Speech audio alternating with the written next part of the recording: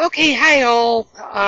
Welcome to my new camcorder. I think I'm getting used to this. It's a little bit different than the iPhone because there are different settings and I'm not used to um, recording on the iPhone. And there we go. Now you're seeing me and you're also on a tripod, so it's a little bit different for me to record. Hopefully the volume is not too loud. I'm noticing if I talk in my normal voice when I do the, like I do on the iPhone, it really gets loud and distorted on the camcorder. So I'm going to have to learn how to adjust that. Anyway, this is a little bit of a gardening update. And I'm in the garden. And I'm going to flip you guys around, but I need to flip this over so I can actually see what's being recorded. And there is new development, and I'm going to zoom in. You can see the bottoms of my new eggplants that are blossoming, and I'm going to kind of point them out. Right there and right there are the eggplants, and I'm going to zoom you guys in now that I have that feature and can do it with the remote control. So there you go. Those are the eggplants right there. And those are the bottom of them. They still need to grow.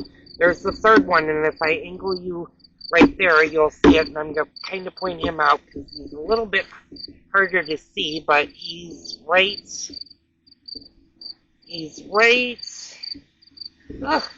there. Now, there's been new development with the cucumbers. I have one cucumber there, and I'm going to zoom in a little bit more. And I'm going to angle you guys a little bit. Bear with me because, like I said, I've got to get used to this new technology. I'm going to zoom out. So I have one cucumber that's right there, but I have 5 other ones that you can kind of see. I'm going to zoom in and see if you guys can pick out the other cucumbers. I don't know if you'll be able to see them. I did talk about the new development. I do have flowers, and that is, I'm going to put my finger here. Those are all my squash now is blooming. And my zucchini over here is getting big, and I'm going to zoom into that. You can kind of see it all the way at the bottom. If you look really closely at that dirt pile, there's a zucchini. I'm going to try to zoom. I think that's as far as zoomed in as you can, but you can see him. I'm going to zoom out now. And my cabbages are doing pretty good. I also have, and I'm going to zoom in for this so you guys can see, these are my other eggplant plants. And you can see the bottom of that one. And then if I scroll up, right there is the other one. And my tomatoes are doing really well. I'm going to kind of show you guys my tomatoes. Those are my tomatoes in there. And then I've got a couple of red ones over there. There's still a couple of days. Well, actually, there's one right there that could be picked. And then I've got one over, let's see if you can, right there. And then I have a few on the other side. Now you're going to notice my basil has shrunk quite a bit, and that's because I ended up using a lot of basil when I made sauce yesterday. Now those big tall things in the back, that's all my romaine lettuce. And I'm going to zoom out so you guys can see that. Yeah, that's the romaine lettuce right there. And the rest of the garden, I'm going to flip you guys around. I have to remove the screen. There you go. Now you can see me. So the rest of the garden is doing pretty good. This was just a gardening update. Hopefully the video quality is okay for you guys. Leave me a comment down below and let me know if you guys are enjoying the video content on the new camcorder and stuff. I need to let the dogs in. So give me a second. Okay, come on, you guys. Okay, I'm just coming into the house with them. I'm getting used to the camcorder, and I gotta step a little bit back. You're on a small tripod versus the great big one that I would normally have set up for recording. Like I said, this is a bonus video for you guys today.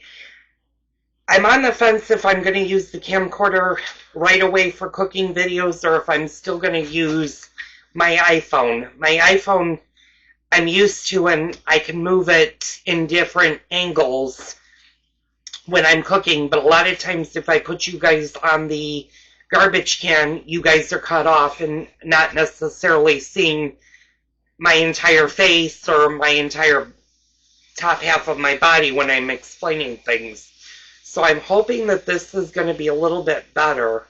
Like you said, I'm learning how to drop my voice so that my voice isn't being distorted and it's not being loud. So when you do see this, you may need to adjust your volume on your computer so that it doesn't sound like I'm screaming, because by no means am I screaming.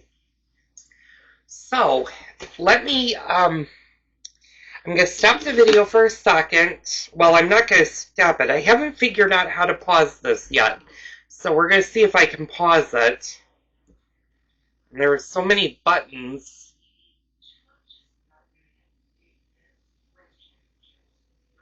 Nope, that's not the pause. So I don't know if there is a pause button on here. Nope. Well, there is. That just started another recording. So I'm going to stop the video for a second. I'll be right back. Okay, so in one video, which you didn't, I wasn't really happy with the clarity, and it was because I didn't have the lights on. So I'm going to let the dogs in really quickly. My darlings. It is getting warm outside. It's getting in the 80s already. Tomorrow is supposed to be a really hot day. It's going to be well into the 90s. I'm hoping you don't hear my husband's TV. He's watching a commercial. But anyway, I know what... I'm going to move you guys over here so it's a little bit better view. But I know I talked about this guy, and this was a purchase. And I'm sorry, I'll get it back on camera. Like I said, I'm not used to the iPhone. I'm so used to my iPhone recording that I'm not used to the camcorder lens and stuff quite yet. But when I was doing the sauce, I was having a lot of trouble with that handheld machine that I put on a pot, and I broke down, and I bought this on Amazon. And this is actually a tomato press. It's a Johnny Apple sauce maker. And I was able to do 15.5 jars of sauce yesterday using this. And I will say this ended up being a whole lot faster than the handheld one. So I would suggest, if you guys are going to do tomato sauce, and if you're going to do it in large batches, I suggest looking online and getting a tomato press. Now, this one has an option of coming with an electric motor. I didn't go that route. This is the hand cranked one. The electric motor adds another $70 to this. This was about $80 by itself, and then add another $80 for the motor, and it would be about $160 to $180, depending on where you live, and Amazon, if their prices fluctuate. But I will say this in a pinch will work. Now, if you're doing enormous batches, such as if you're deciding to do more than a bushel, like if you're doing 2, 3, 4 bushels, I would probably go with a mid-size electric press. Those are going to be a little bit more pricey. Now, if you're doing anything over 5 bushels, and that's a lot of tomatoes, but if you're going to go that route, then get the industrial size. And those, like I said, can run from 500 up into the thousands. I know I had said that I have a lady that I know that owns one, and she has an industrial tomato press. Her tomato press was about $5,000. But she also does 10 bushels of tomatoes every year for her family, and her machine was bought by her family because they did own a restaurant quite a while ago, and it was used for the restaurant, for making sauces for the restaurant, especially with tomato sauce. But do your research. If you're going to buy anything like that, do a lot of research on them, because there are pros and cons of having an electric machine. One con is if you're not handy with tools and can't make like a bench for it, you're going to have problems, because you didn't see the setup with this machine, but I had to use my small metal bowl, and I had to stop it and start it to empty the bowl, because the bowl could only hold so much. And you know how big my pots are, and I'm going to step back, are really, really tall, especially my biggest pot, and my biggest pot is 28 quarts, which I don't know how many gallons it is. It's several gallons of stuff, and I do like big soups, like my chicken soup. Usually I'll use that pot because it holds so much. It can easily hold a turkey carcass plus the chicken or two if I'm doing huge batches. So I know I had talked earlier in some of the videos about upcoming cooks. I'm just going to go through them again. Tomorrow is Sunday. It's going to be the 20th of August. Today's the 19th again. And this is going to be time-stamped somewhere up above. I don't know where it might be time-stamped up there. But tomorrow I will be doing the yeast dumplings.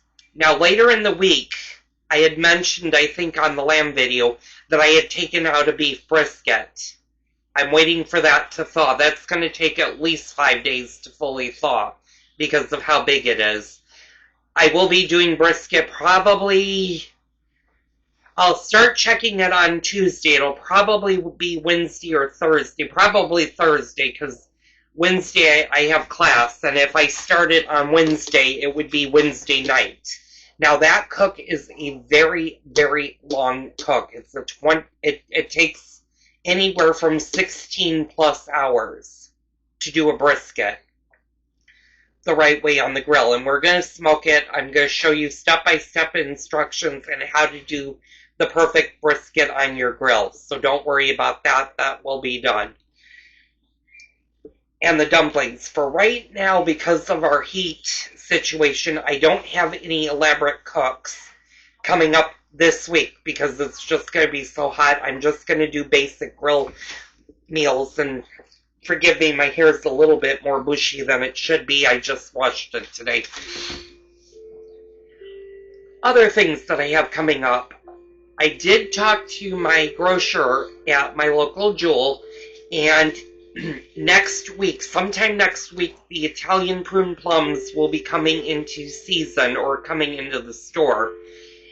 And eventually, either next week or the following week, depending on when they get them, I will be teaching you guys how to do my great-grandmother's prune plum coffee cake. And you're not going to want to miss that. That's a really, really good coffee cake to have, and it freezes absolutely beautifully in your freezer. So don't worry about if you're making a huge pan of prune coffee cake.